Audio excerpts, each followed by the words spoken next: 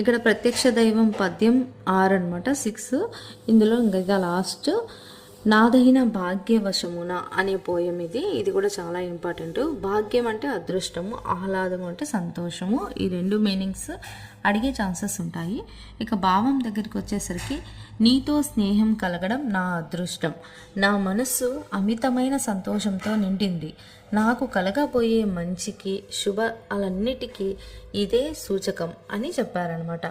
ఎవరు అంటే కౌశికముని ధర్మవ్యాధుడితో చెప్పాడు. ప్రశ్నలు: భాగ్యం అర్థం ఏంటి అంటే అదృష్టం అని.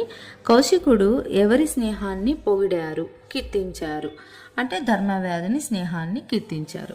ఆహ్లాదము అంటే సంతోషం. పై పద్యంలోని మాటలు ఎవరు ఎవరితో అన్నారంటే కౌశికుడు ధర్మవ్యాధుడితో అన్నారు.